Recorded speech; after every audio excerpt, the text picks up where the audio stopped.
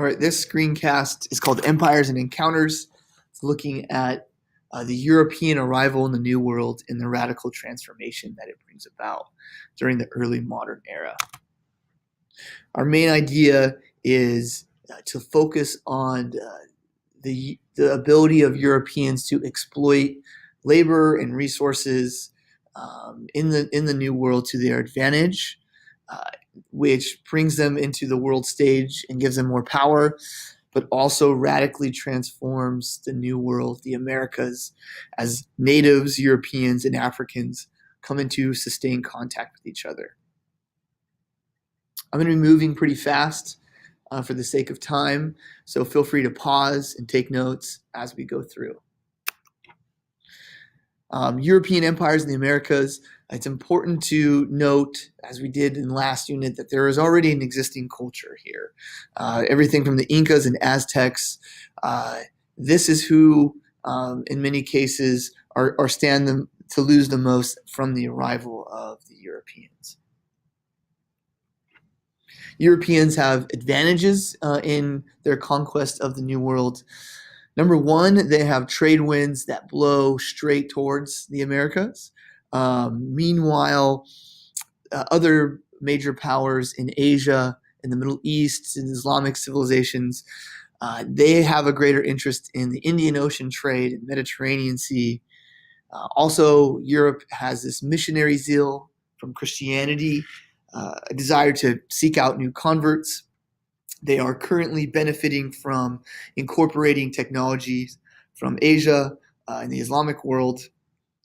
In America, the Americans have no advanced technology for weapons like gunpowder and have no horses, which makes them at a disadvantage militarily. There are other advantages, but probably the biggest one is diseases and germs, which decimate Native American populations. Now, these germs create a period known as the Great Dying, one of the most tragic events in world history. Some estimates have the pre-Columbian population of the Americas at 60 to 80 million, but they grew out of isolation, not in contact with the rest of Afro-Eurasia, and away from larger domesticated animals, which meant they had no immunities. So the diseases that show up with the Europeans are catastrophic. In some regions, up to as many as 90% of the population is lost. In highly densely population areas like central Mexico.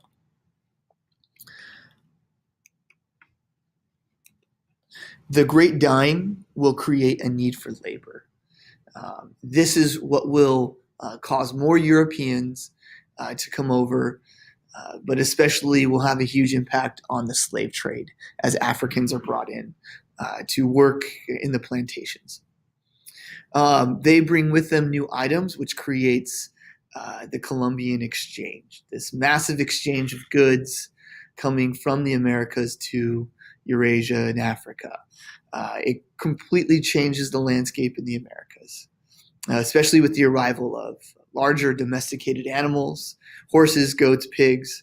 And the old world gets quite a bit of new food sources, corn, tomatoes, potatoes, among other things. Worldwide, places experience population growth. Population decline in Africa from the slave trade is offset by the arrival of new food sources. But in the Americas, one thing they get, obviously, that has a detrimental effect are those diseases and germs that we already talked about. Meanwhile, the global economy is changing. European powers gaining everything from new crops to silver are able to boost their status on the world economic stage. This is a big change. Traditionally, they had very little that the Chinese wanted. Now they have silver, and they can use that silver to buy more luxury goods. A whole system of economic slavery, a whole economy based on slavery emerges out of the plantation culture that the Europeans create, as well as a pirate culture on the goods being shipped across the sea. Um, it's transforming the world, but specifically America is being transformed. The Europeans aren't just conquering, they're creating new societies. And we'll look at the different types of societies that emerge. They are all different in many ways, as you can see on the screen here, but they're all shaped by mercantilism, this need for Europeans to exploit the resources and labor of the Americas for the benefit of the mother country. First, we'll look at the lands of the Aztecs and Incas. These were densely populated. This required more conquest because of the presence of sophisticated civilizations. But after conquest, the conquistadors from Spain created these new systems of labor and hierarchy. In these cases, natives do most of the work, not Africans, to do the mining for the silver and agricultural work. They create the encomienda system, which basically enabled the conquistadors to force labor. It was similar and kind of based on what had already existed with the Mita system. And with that, a new social hierarchy that is tied into race that will further become ingrained throughout the Americas. The sugar colonies, sometimes called tropical dependencies because they're in tropical zones, but also emerge in the Virginia plantations, and it's based on exploiting cash crops that are large scale and labor intensive that create a demand for slaves. And many European countries were involved in this, as you can see.